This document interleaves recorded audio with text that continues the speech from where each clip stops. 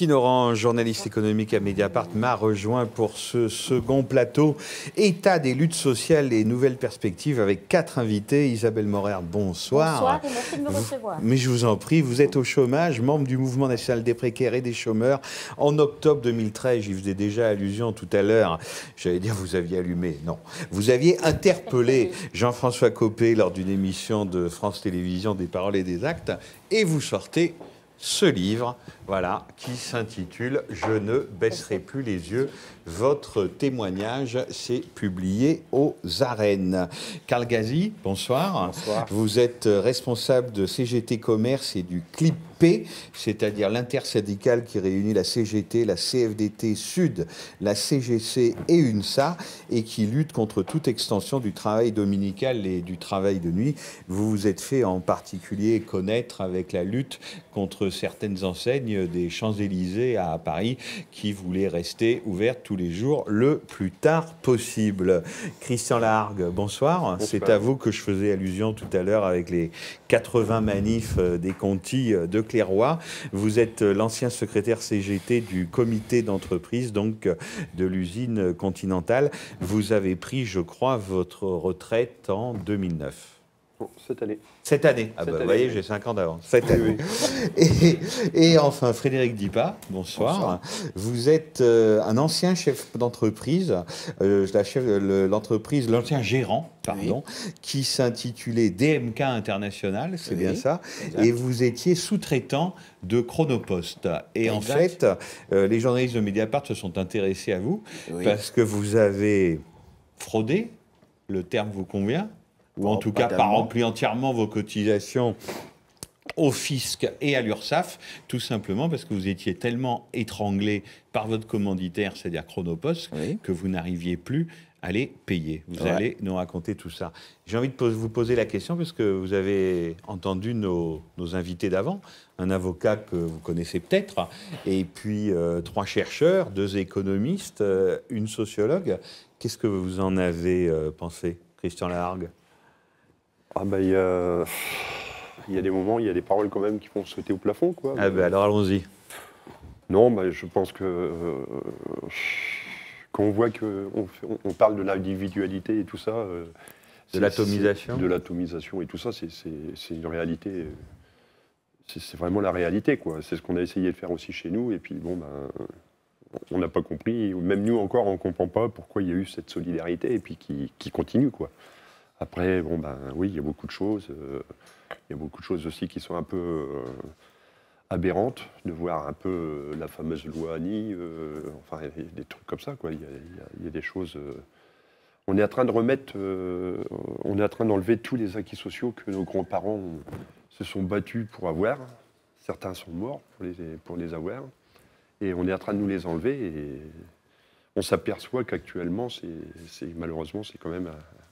le Parti socialiste qui fait ce dérapage, quoi.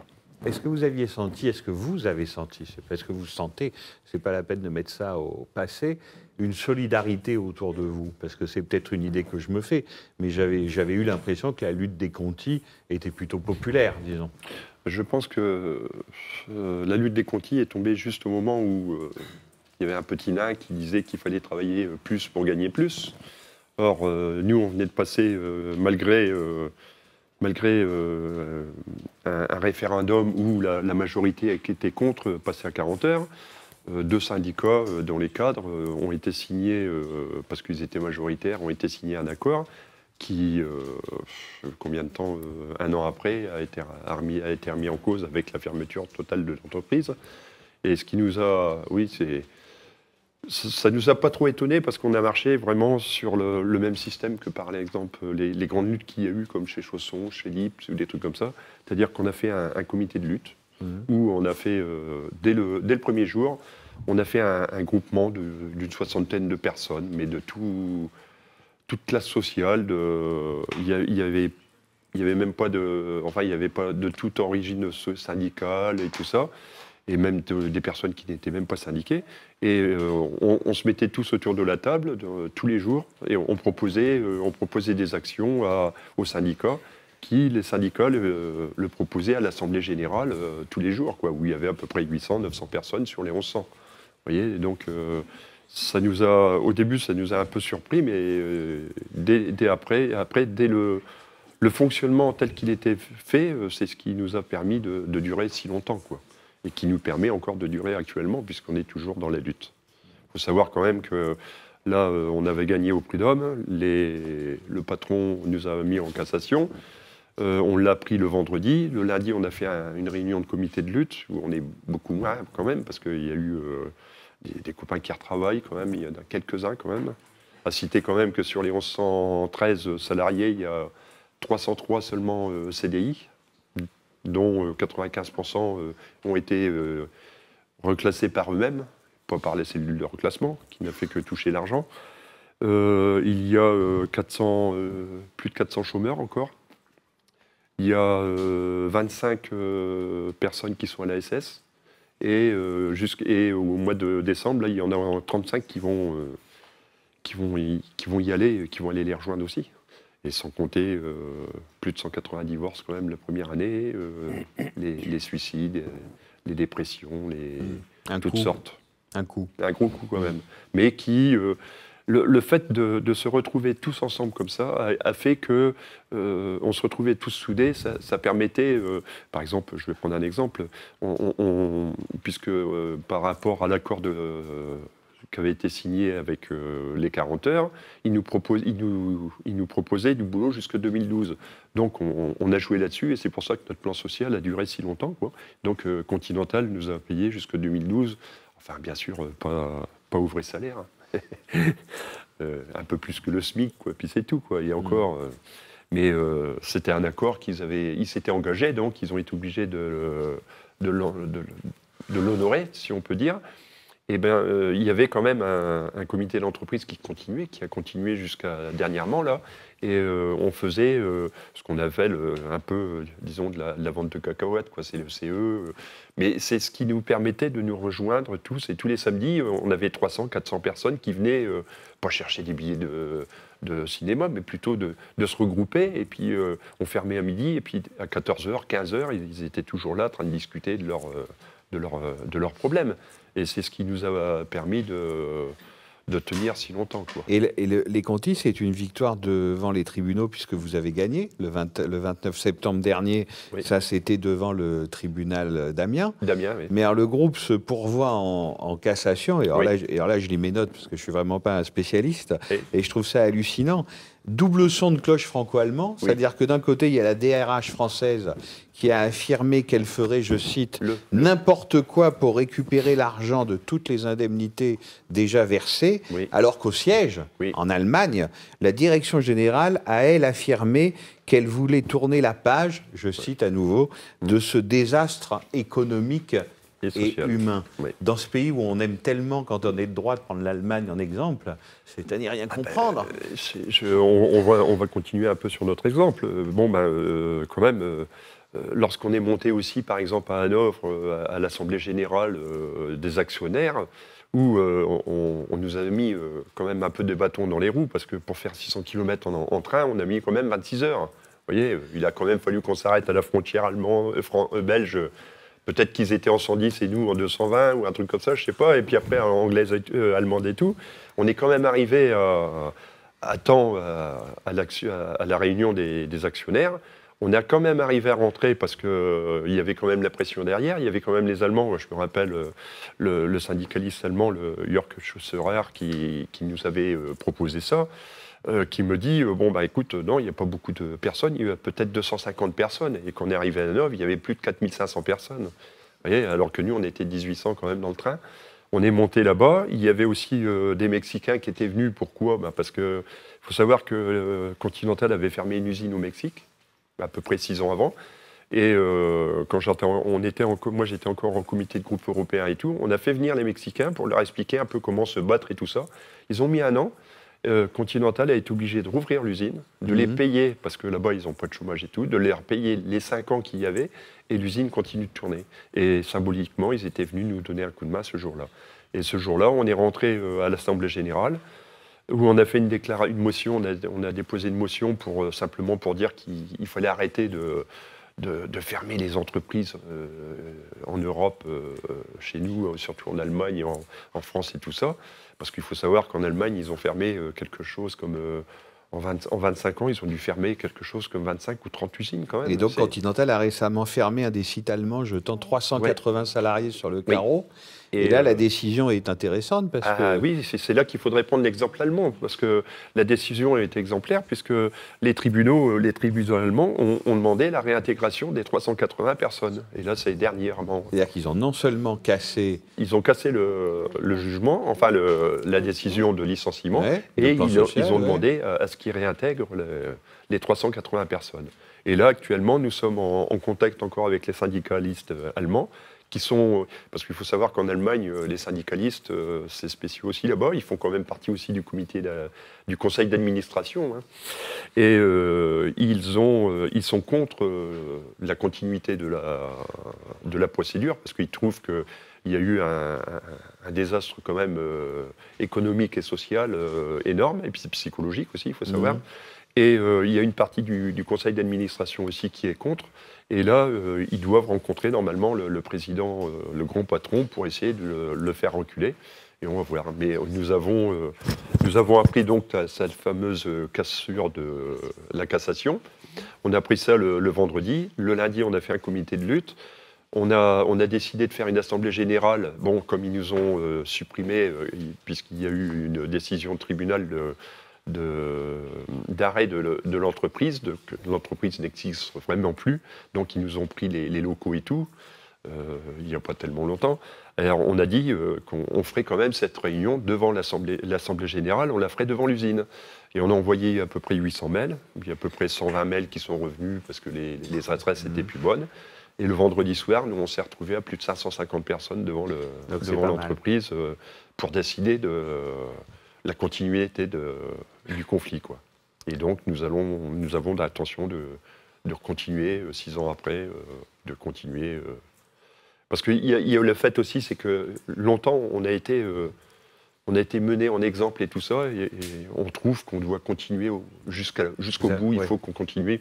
Parce que si nous, on commence d'exemplarité. C'est ça. C'est ça. C'est malheureux, mais c'est comme ça, parce que je pense que si nous, on commence à lâcher, quand on voit actuellement ce qui se passe actuellement partout, Je vous pose la même question, Isabelle Moret, parce qu'avec Martine Orange, on s'est dit finalement ce qui les réunit tous les quatre, au-delà de leur cas individuel, c'est que justement cette atomisation là, dont on a parlé, cette individualisation qui permet d'ailleurs d'entrer et de faire à peu près n'importe quoi, vous incarnez tous les quatre des formes de résistance très différentes, mais quand même des formes de résistance, une espèce de remise en lien des personnes. Est-ce que vous diriez ça aussi, que vous luttez contre votre solitude ? Ah bah heureusement, et moi je l'ai écrite. Et j'aurais jamais imaginé que j'aurais la capacité de le faire. J'ai été bien aidée, mais si je l'ai fait, c'est justement pour que les petites gens, qu'on a appelés entre guillemets les sans-dents, et qui me fait vraiment mal au cœur si c'était vrai, je préfère penser que c'est pas vrai, qu'ils aient du courage et qu'ils se disent que si elle peut le faire, je suis partie d'un tout petit parcours, et pendant longtemps, j'ai été mal à l'aise et bien embêtée d'avoir pas un gros bagage d'études. Et maintenant, à force d'être chez les médias, d'écouter tous les gens qui m'arrêtent dans la rue et qui me parlent, je me dis, heureusement que je n'ai pas un gros bagage. Parce que si j'avais un gros bagage et que la France, elle était dans cette muse-là, je ne serais pas bien faire. Donc, je préfère être vraiment chez les petites gens. Mais c'est vrai que la solidarité chez nous, elle a vraiment pris de l'ampleur. Elle continue d'ailleurs. Et je m'efforcerai jusqu'au bout, jusqu'au dernier souffle, de dire que c'est ensemble que nous sauverons la France. Et nous nous sauverons ensemble. Et si nous continuons à vouloir travailler ce que l'État veut nous faire, ou ce que les collectivités locales ou les décideurs qui prennent des décisions, mais qui ne les vivent pas, parce que c'est quand même nous qui les vivons, il n'y a pas d'autre solution. Où nous allons tous ensemble et nous remettons notre système à plat, et nous sommes tous ensemble et nous partageons, où il n'y aura plus rien. Pour moi, il n'y a pas de solution. Parce que nous sommes 90% à souffrir de 10% qui nous malmènent. Donc, à un moment donné, il n'y a pas photo. Si nous sommes ensemble, nous devons pouvoir y arriver dans la joie et la bonne humeur. Non, mais comme disait M. Jox tout à l'heure, c'est quand même Clémenceau a été obligé de reculer parce que c'est la masse. en 68, on voit quand même qu'il y a eu de la masse et tout, c'est là que ça a bougé, quoi. Mais alors justement, j'ai envie de me tourner vers vous, Karl Gazi, parce que la loi Macron, on a entendu beaucoup de choses, tout le monde était à peu près d'accord avec leurs subtilités et leurs différences dans le plateau différent.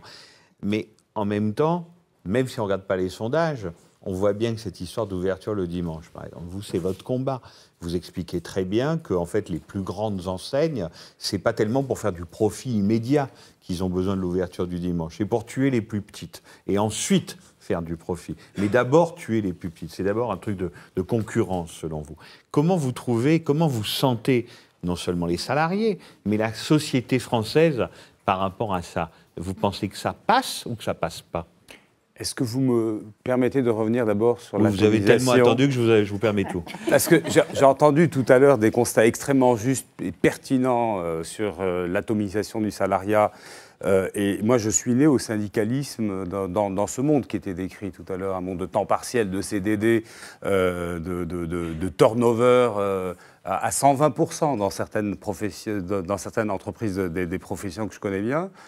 Et j'ai cru entendre tout à l'heure que tout ce qu'on avait fait depuis 25 ans, c'était impossible. Ce n'est pas vrai de dire ça.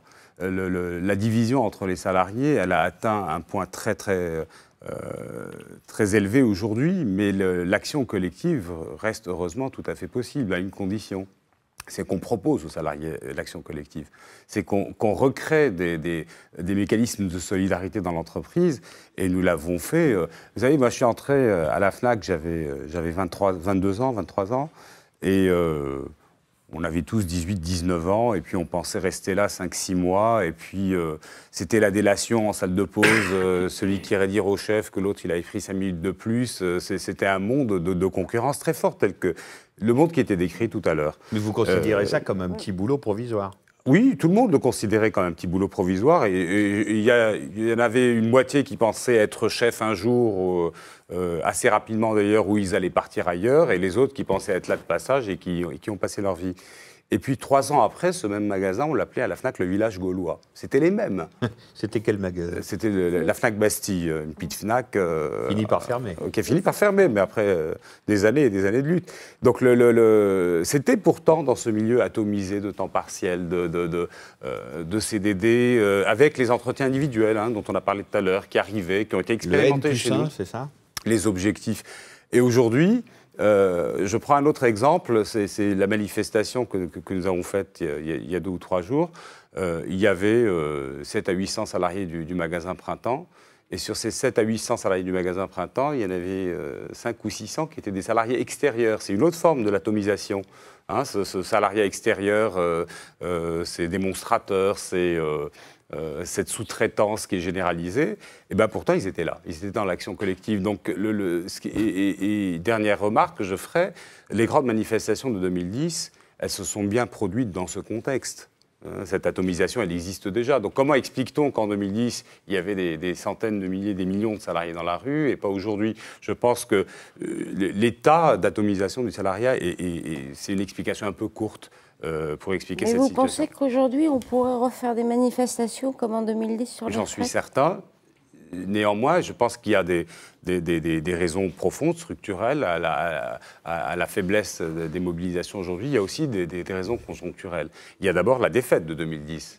Et une défaite, ça se digère. Dans le mouvement social, on n'agit pas après une victoire comme on agit après une défaite. Il y a aussi l'état des organisations syndicales telles qu'elles sont aujourd'hui. Il n'est pas brillant et il pèse fortement sur les mobilisations. Il y a l'état des partis politiques. Donc ce sont toutes ces questions. Il est important de les pointer parce que sinon ça voudrait dire que les choses étant ce qu'elles sont, on n'a plus qu'à baisser les bras et attendre que ça se passe.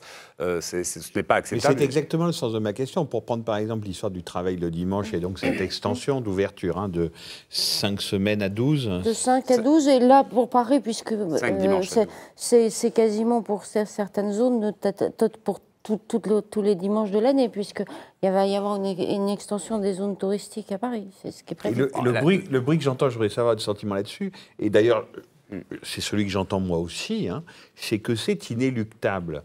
et que quiconque s'y oppose est donc qualifié d'archéo, voilà. contre le progrès, contre même, c'est ce qu'on entend ces derniers jours, contre même le plus élémentaire bon sens. Tout à fait. Vous avez le même sentiment sur ce bruit dominant, c'est ça qu'on entend? Exactement, on a un bon sens de café du commerce qui prédomine sur ce sujet. Ouvrons plus, on vendra plus, donc on créera plus d'emplois. Donc ce sera bien pour tout le monde. Et ces fameux discours gagnant, gagnant, gagnant, où tout le monde gagne à la fin, qui ne résistent pas à un examen sérieux, ne serait-ce que 5 minutes, puisque la réalité... si je vous disais là, par exemple, tout de suite... faisons travailler les usines d'automobiles 7 jours sur 7, 24 heures sur 24, on va vendre beaucoup plus d'automobiles, tout le monde rirait, et à juste titre. Et c'est exactement ce qu'on est en train de nous proposer aujourd'hui pour les commerces. Ouvrons-les plus et les Français achèteront plus. Avec quel argent? Personne ne pose la question. On nous parle des consommateurs, de cette envie tellement pressante des consommateurs qu'il faut absolument légiférer tout de suite sur la question. Les consommateurs, ils ont envie de plein de choses. Ils ont envie de plus d'argent, déjà, on ne leur en donne pas. De meilleurs transports. Ils sont où, ces transports qui vont les amener vers les centres commerciaux, les transports en commun où il y a les cars, maintenant, hein. Mais enfin, voilà, c'est une gigantesque fumisterie. Mais j'ai quand même l'impression que sur cette question, comme par exemple, alors toute proportion gardée, bien sûr, mais un petit peu, quelques mois avant le référendum sur le traité constitutionnel, fin 2004, l'opinion était encore très majoritairement favorable. Et puis d'un coup, on a senti que les choses bougeaient, que le discours commençait à changer petit à petit, que les différentes résistances qui s'étaient créées à droite et à gauche avaient fini par prendre le dessus. Au moment du référendum sur le TCE, sur l'année 2005. Absolument. Et aujourd'hui, on entend quand même de plus en plus, je dis bien toute proportion gardée, de voix dire « mais attendez, qu'est-ce qu'on est en train de nous raconter là-dessus ?» Y compris Martine Aubry, dont à juste titre, tout à l'heure il a été rappelé qu'elle faisait partie de ceux qui avaient déréglementé le travail dominical, qui dit c'est une grande régression, Martine Aubry. Martine Aubry qui était pour élargir les ouvertures. Et alors comment est-ce que vous faites déjà pour fédérer tous les gens, parce qu'il y a des situations extrêmement diverses dans le commerce parisien, tout le monde, et comment vous arrivez déjà, est-ce que vous pensez que vous pourrez arriver à fédérer un certain nombre de gens, entre le petit artisan qui a, je ne sais pas, sa droguerie et les grands magasins Haussmann, vous pensez que vous pouvez arriver à tenir un discours commun ? J'ai passé ma vie de syndicaliste à fédérer des gens. On les fédère simplement, les gens, en collant à ce qu'ils demandent, et en étant au milieu de ce qu'ils demandent, et pas en inventant pas ce qu'ils voudraient. Et ça marche très bien, puisqu'aujourd'hui, nous mettons ensemble des gens qui n'ont pas le même employeur, puisqu'aujourd'hui, nous mettons ensemble des gens qui n'ont pas les mêmes statuts, qui n'ont pas les mêmes salaires. Il n'y a pas 2 salariés dans un grand magasin qui touchent le même salaire, qui ont les mêmes horaires. Et nous travaillons depuis 2003 à une défense collective du repos dominical avec des petits patrons indépendants qui sont les premières victimes des grands groupes de la distribution sur cette question du repos dominical, parce que comme vous le disiez tout à l'heure, il s'agit d'abord et avant tout d'une question de concurrence, et tout le monde sait qu'en période de crise, la concurrence s'aiguise, et que c'est là que les plus forts montrent les muscles pour tuer plus vite le concurrent, et c'est ce qui est en train de se produire. Et les petits patrons acceptent. Imaginez, les petits patrons. Ils vous rejoignent là en ce moment ? Oui, ils sont avec nous dans des meetings. Il y en a un à côté de vous, justement, on va peut-être lui poser la question. Est-ce que vous vous sentez pris, Frédéric Dipas, dans la même tourmente économique et sociale que vos voisins sur ce plateau? Ben oui, je le sens. Parce qu'en fait, ma relation avec Chronopost a été très difficile. La première année, ça s'est bien passé, mais au milieu de la deuxième année, ça a été très, très difficile. C'est là que les problèmes ont commencé. Pourquoi? Parce que le secteur et l'agence de départ où je travaillais, Chronopost a fait une réorganisation interne. Donc, ce qui fait qu'ils ont déplacé les tournées dont je m'occupais dans une autre agence. Et à partir de là, le langage a été très difficile dès le départ avec le responsable d'exploitation et le chef d'agence de cette ville-là. C'était quoi? D'emblée, il fallait baisser les prix immédiatement. Et quand j'ai fait le calcul, c'était insupportable. Il y a eu un bras de fer à peu près de 3-4 semaines. Ce qui fait que je suis revenu voir l'ancien chef d'agence où j'étais, je lui ai expliqué le problème et tout. Il me dit, ben voilà, moi, je ne peux rien faire. Essaye de négocier avec eux et tout.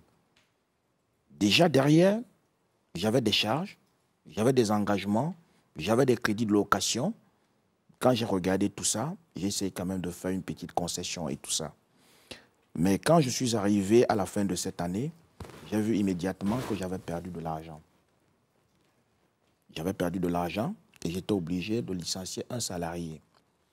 Pendant ce temps, je me bats. J'ai un autre contrat dans une autre agence Chronopost, dans le 77. Et là, je mets 4 salariés. Au départ, ça commence bien, mais au bout, ça se termine très mal. Déjà, à la première agence, j'ai résisté en licenciant un salarié. Et 8 mois après, le chef d'agence qui me rappelle, il me dit, ben voilà, il faut baisser les prix encore. Je dis, mais c'est pas possible. Déjà, je perds de l'argent, je n'arrive plus à m'en sortir.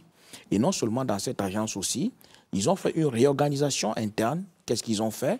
Ils ont enlevé tous les intérimaires. Et ils ont modifié nos horaires. Normalement, on débutait à 6 heures. Ils nous ont demandé de mettre un chauffeur à partir de 5 heures du matin pour que ce chauffeur puisse faire le tri sur la bande de distribution. Je les ai demandé de me le demander par écrit. Ils n'ont pas accepté. À la finalité, 2 mois de bras de fer. Et un jour, le responsable d'agence qui m'appelle, il me dit, c'est ça ou rien. Si vous n'acceptez pas, le contrat est dénoncé, on vous met dehors, il y a d'autres qui veulent votre place. Au bout, j'étais obligé de venir le faire moi-même tous les matins. Parce que j'avais constaté que les chauffeurs avaient des journées très très longues. Commencer à 5 heures du matin jusqu'à 19h30, c'était trop long. Trop. Donc, je venais le matin. Mais c'est possible, ça? Ben oui, ça se fait. Même jusqu'à aujourd'hui, la période dont je vous parle actuellement. Mais c'est totalement illégal. Ben oui, c'est totalement illégal. Mais actuellement, la période où je vous parle, ce mois de décembre, essayez de faire un touche au Chronopost. Vous allez voir. Les sous-traitants ont un début de journée à 5 heures du matin. Et là, je peux vous dire jusqu'à 21 h à cette période de fête. À cette période de fête. Est-ce que vous considérez que c'est une forme de chantage de vous dire, parce que vous êtes payé à la lettre, si j'ai bien compris. Mais oui, mais oui. À la lettre livrée. Donc on va vous donner... C'est même pas la lettre livrée. Ça, je vous le dis. Parce que vous pouvez livrer 5, 6, 7, 8, 10 colis chez un même client pour le prix d'un. Et je crois qu'ils ont été malins parce qu'au niveau des contrats, qu'est-ce qu'ils font? Ce sont des contrats types. On change juste le nom de la société et puis le nom du gérant. Et il y a l'article 12 qui est un piège et c'est sur ça qu'ils se basent. De façon que si vous ne voulez pas, ils vous disent voilà, l'article 12 nous permet de résilier le contrat, donc on peut vous mettre de côté. Et en le faisant généralement, qu'est-ce qu'ils font? Ils récupèrent vos chauffeurs qui connaissent déjà le secteur et ils savent à qui ils vont attribuer ce secteur et ils envoient ces chauffeurs travailler dans la nouvelle société où... Il acceptera les conditions. Voilà. Qu'est-ce que peut répondre le tissu syndical ou associatif à ce genre de situation?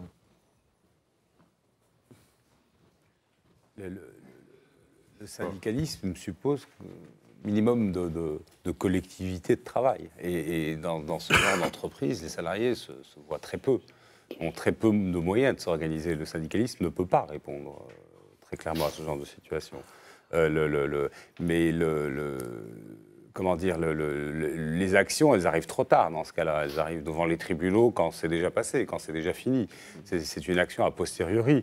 C'est vraiment le rôle de la puissance publique d'intervenir dans ce genre de situation et d'empêcher ce genre de situation de développer. On ne peut pas déléguer aux organisations syndicales des situations impossibles à résoudre. Chronopost est une filiale à 100% de la Poste. Oui.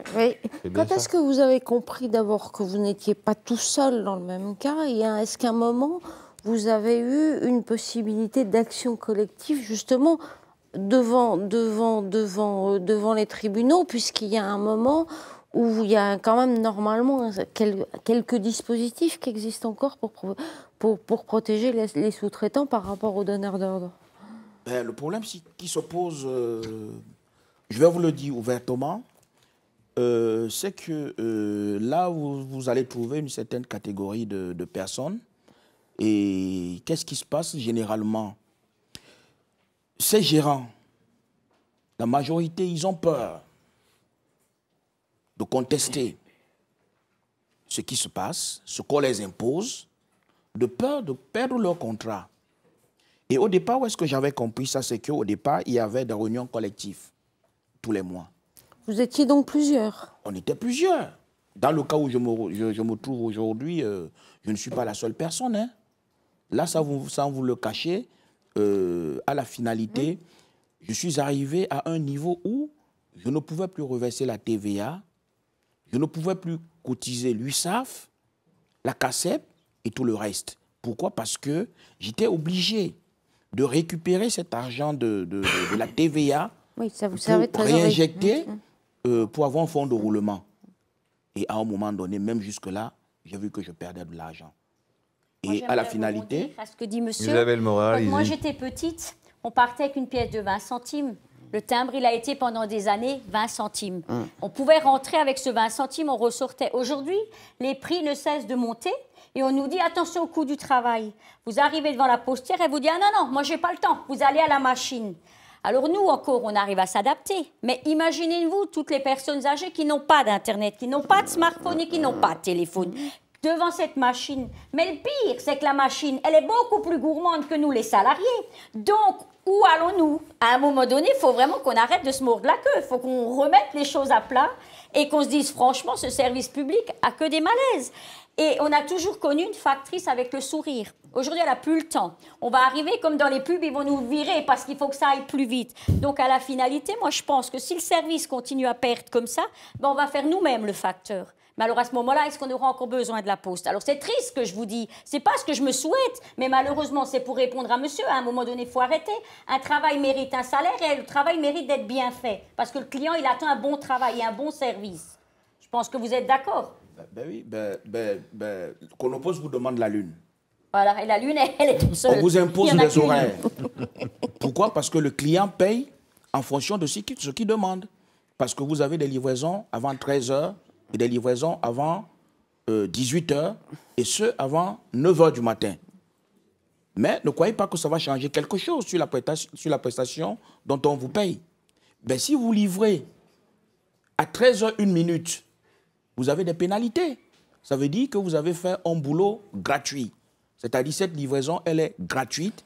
Et derrière, on vous prend de l'argent en disant que le client, il va faire des réclamations. Dans l'enquête qu'on a publiée, on montrait bien aussi à un moment comment tout était faux, puisque les pénalités, les chiffres d'affaires, etc., étaient quasiment budgété et programmé à l'avance et que Chronopost envoyait tous les mois ce que le prestataire extérieur devait remplir comme ce qu'il avait fait, etc. Donc on est là dans un cas manifeste d'escroquerie quasiment, de faux.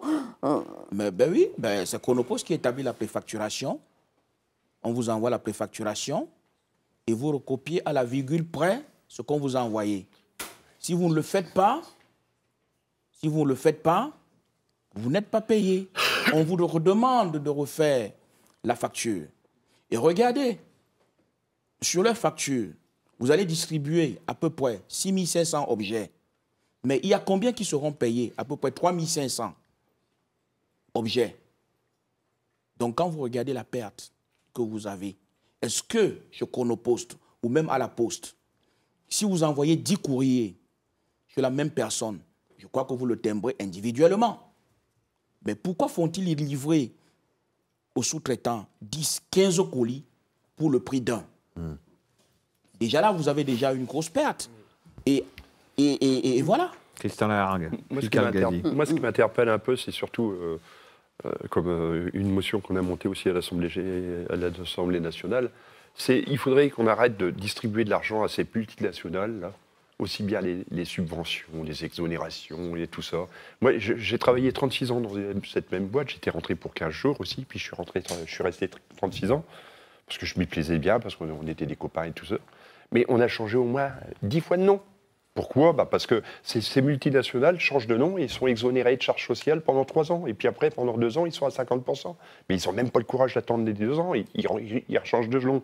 Alors que les petits patrons comme ça, on les accuse, on les submerge de taxation et tout ça, mais c'est pas normal, quoi. Il faut arrêter. Et c'est pour ça que quand on a monté notre motion à l'Assemblée nationale, on disait que toute société qui faisait un licenciement économique boursier devait rembourser les subventions et les exonérations des 10 dernières années. Mais ça, aucun parti politique ne suit derrière. Pourquoi? Bon, on se demande aussi s'ils ne sont pas aussi un peu capitalistes aussi, ces gens-là. Hein. Il ne faut pas se le cacher. Hein. Un peu, vous êtes gentil. Non, mais ils sont tous. On sait. Là, cette fraude qui est décrite, en fait, où vous avez un donneur d'ordre qui décide, qui fait signer des contrats léonins, où il décide de tout à l'avance, où il détermine à l'avance ce qu'il va payer, ce qu'il ne va pas payer, où il détermine les quantités à l'avance, c'est pas un accident. C'est vraiment inhérent à ce qu'est aujourd'hui cette composante essentielle de l'atomisation du monde du travail, c'est la sous-traitance. Et la sous-traitance, c'est quoi finalement? C'est de redonner un caractère commercial au contrat de travail. C'est-à-dire que en passant par un intermédiaire, au travers d'un contrat commercial, je vais avoir des contrats de travail derrière, mais il y aura le barrage du contrat commercial entre moi et le contrat de travail. Et donc je vais faire porter aux sous-traitants, voire à des sous-traitants en cascade, c'est quelque chose quand même qu'on rencontre assez fréquemment, le risque social, le poids, et je mets en concurrence des entreprises qui ne peuvent remporter le marché que je leur propose qu'à condition d'être le moins disant en termes de coûts. Sauf qu'à un moment donné, on arrive au minimum. Il faut bien payer le SMIC au minimum. Donc pour pouvoir toujours faire moins cher que le voisin, il n'y a plus après que la fraude. Vous avez exactement la même analyse que Pierre Jox qui a commencé la discussion. Je ne l'ai pas entendu, mais qui dit ce que vous venez de dire. C'est-à-dire que le droit du travail est une exception et que c'est pour ça qu'il a été créé. Et le coller sur le droit commercial revient à nier sa raison même, enfin sa raison d'être. Alors sa raison d'être, c'est quoi? C'est la négation du grand principe de 1789 qui est de dire les hommes naissent libres et égaux en droit, donc le contrat qui est l'accord de deux volontés de deux hommes nés libres et égaux en droit est forcément bon. On a appliqué ça à tout, y compris au droit du travail au départ, sauf que rapidement la réalité a repris le dessus, c'est que celui qui cherche du travail et celui qui en donne, ils ne sont pas libres et égaux en droit. Mais la sous-traitance, pour revenir à cette question fondamentale, parce qu'aujourd'hui, normalement, ces pratiques-là sont réprimées. Normalement, la sous-traitance est très encadrée au travers de 2 délits prévus par la loi, le prêt de main-d'œuvre illicite et le délit de marchandage. Sauf que ces 2 délits, il est rarissime qu'ils soient sanctionnés. Et les pouvoirs publics, comme en matière de travail du dimanche, etc., édictent des textes qu'ils ne font pas appliquer. Ils sous-traitent, pardonnez-moi le jeu de mots, l'application des textes aux organisations syndicales, dont ce n'est pas le rôle, normalement, de faire appliquer la loi. Sur le travail du dimanche, d'ailleurs, je l'ai lu sur Mediapart, c'est un article qui date de quelques années, Martine. Je crois que je me demande si ce n'est pas Hélène Salvi qui l'avait écrit, sur cet endroit dans les Bouches-du-Rhône, me semble-t-il, qui s'appelle Plan de campagne. Voilà. Et que je connais, qui est un gigantesque centre commercial bien bordélique, à ciel ouvert, mais il n'y a pas que l'occupation des sols qui est bordélique, justement. C'est-à-dire que là, pour le coup, on a l'impression que ça devient quand même une zone de non-droit, quoi, littéralement. C'est une zone de non-droit, et je dirais même plus, si vous connaissez les plans de campagne, une zone de non-emploi. Parce que entrer dans un de ces immenses hangars, je l'ai déjà fait à plan de campagne pour distribuer des tracts contre le travail le dimanche, je n'étais pas super bien accueilli d'ailleurs, il y avait des flics partout, il n'y avait jamais plus de 2 ou 3 salariés dans ces immenses hangars qui ouvraient 7 jours sur 7, ce qui est censé, paraît-il, créer beaucoup d'emplois en France. Ce sont des zones de non-droit.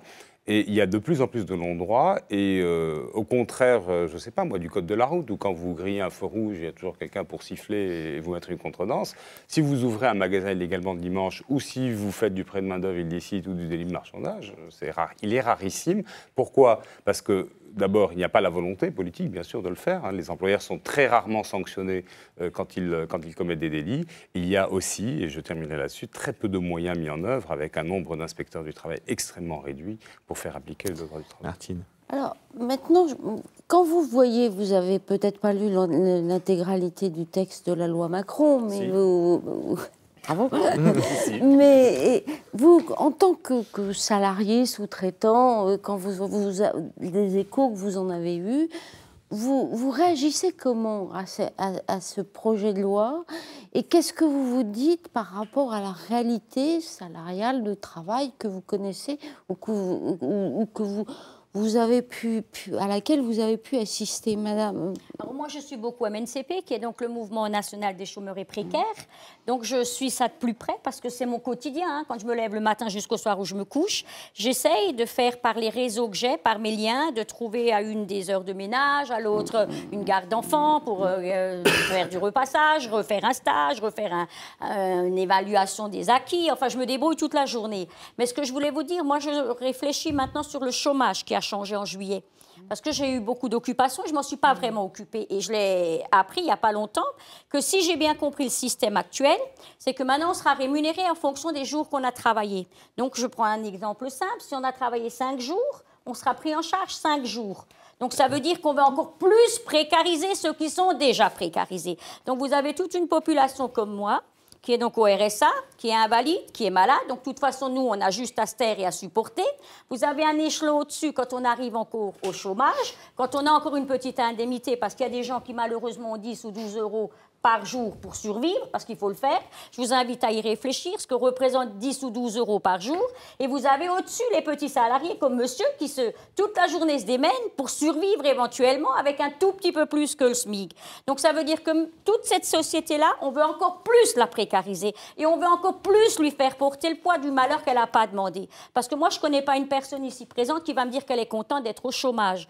Et moi, quand j'entends des reportages à la télé ou à la radio et qu'on me dit « Oui, mais ils n'ont que des aides », ben moi, j'invite tous ces gens à vivre avec notre aide, à vivre avec nos angoisses, à vivre avec notre quotidien. Parce que quand on se lève tous les matins, nous, on n'est jamais sûr d'avoir un toit sur la tête. On n'est pas sûr pouvoir payer notre loyer. Parce qu'on dépend de tellement de choses et de tellement de sécurité que nous n'avons plus.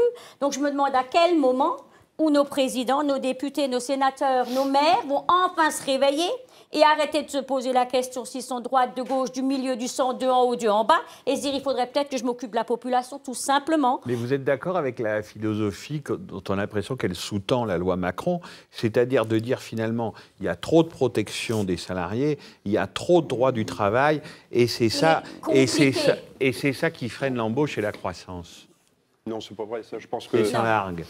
Non, c'est pas vrai parce que. Comme tu le disais tout à l'heure, le camarade, les 3/4 du temps, ils ne sont même pas sanctionnés. Il y a des entraves incroyables et ils ne sont même pas sanctionnés. Hein. Alors, qu'est-ce que c'est? Déjà, le Code du travail, on n'a qu'à déjà le respecter, le Code du travail. Là, on est en train d'essayer justement de le radier, ce Code du travail, parce qu'il fait trop de... Il freine trop l'argent, quoi.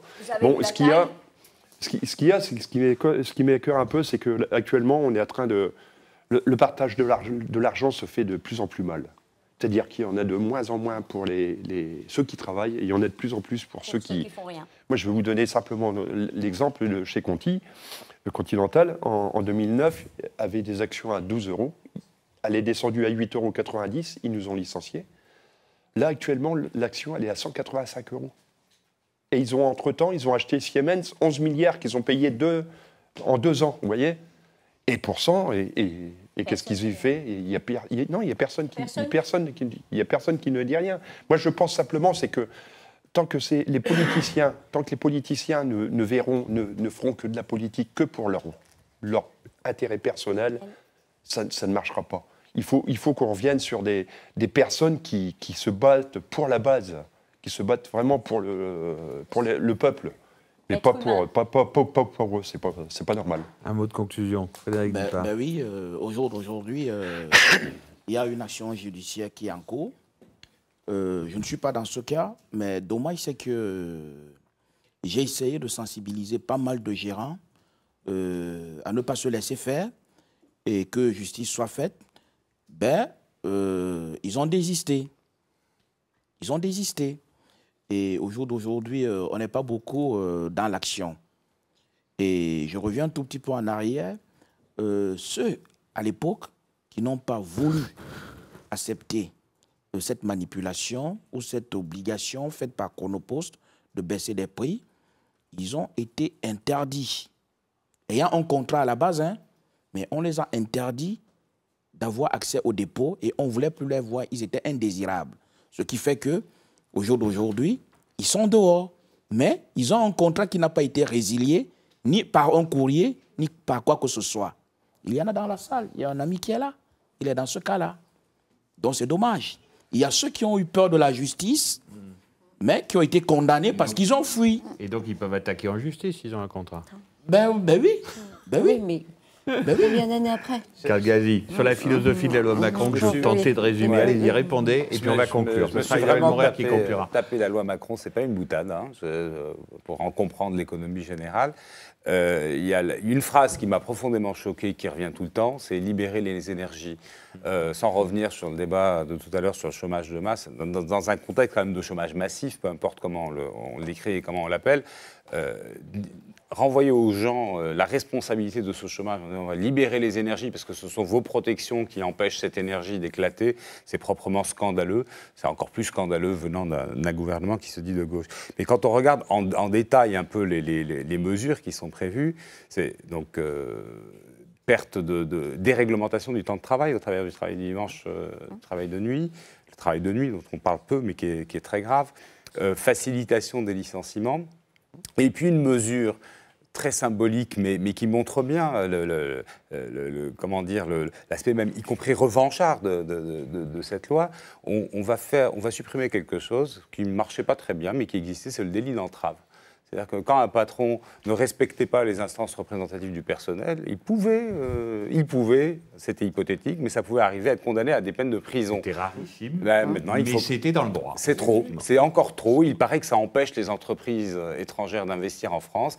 On va transformer ça aujourd'hui en sanction financière, comme si une sanction financière serait plus appliquée qu'une sanction pénale qui l'était déjà. Donc pour vous, c'est un verrou symbolique là qui saute. C'est un verrou symbolique qui saute, mais je dirais que il est typique de cet aspect revanchard de cette loi qui veut faire, y compris faire disparaître les quelques victoires judiciaires qui ont pu être obtenues sur les nouvelles règles de licenciement et faire sauter les dernières protections. Et c'est quand même le point de départ d'une déréglementation massive du droit du travail en France. Isabelle Morer.